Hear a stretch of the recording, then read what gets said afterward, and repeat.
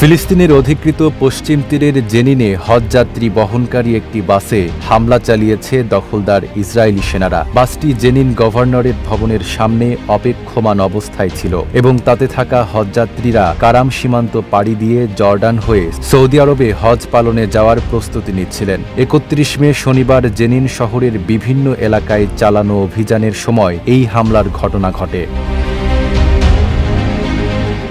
বার্তা সংস্থা আনাদুলু জানিয়েছে, ইসরায়েলি বাহিনীর একটি সামরিক যান ইচ্ছাকৃতভাবে বাসটিকে ধাক্কা দেয়। বাসে যাত্রীদের বেশিরভাগই ছিলেন বৃদ্ধ ও শারীরিকভাবে অসুস্থ ব্যক্তি। স্থানীয় সংবাদ সংস্থা ওয়াফার বরাতে জানা যায়, হামলার পর হজযাত্রীরা আতঙ্কিত হয়ে পড়েন এবং অনেকে শারীরিকভাবে আহত হন বলেও অভিযোগ উঠেছে। সিল্কোর সিল্ক অ্যান্ড শাইন, যাতে আছে আর্গান অয়েল ও ওট প্রোটিনের গুডনেস, যা আপনার চুলকে রাখে হেলদি অ্যান্ড শাইনিং।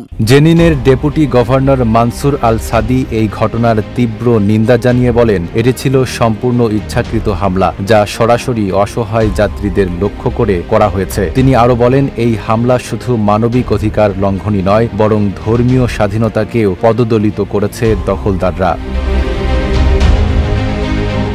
এই ঘটনার পাশাপাশি ওই দিনই জেনিনের সিলাত আল হারিথিয়া শহরে একটি বাড়িতে অভিযান চালিয়ে সামির জারাদাত নামে এক তরুণকে গ্রেপ্তার করে ইসরায়েলি সেনারা। প্রত্যক্ষদর্শীদের দাবি, অভিযানের শেষে দখলদার সেনারা বিস্ফোরক ডিভাইসের বিস্ফোরণ ঘটিয়ে শহরের একটি অংশ ক্ষতিগ্রস্ত করে। গাজার পাশাপাশি পশ্চিম তীরের জেনিন, নাবলুস সহ বিভিন্ন এলাকায় নিয়মিত হামলা চালিয়ে যাচ্ছে ইসরায়েলি বাহিনী। ২০২৩ সালের হামাসের অপারেশন আল আকসা ফ্লাড এর পর থেকে এসব হামলার মাত্রা আরও বেড়েছে। স্থানীয় মানবাধিকার সংস্থাগুলো বলছে, এসব হামলায় বেড়ে চলেছে নিরীহ ফিলিস্তিনিদের প্রাণহানি ও ভয়ভীতি।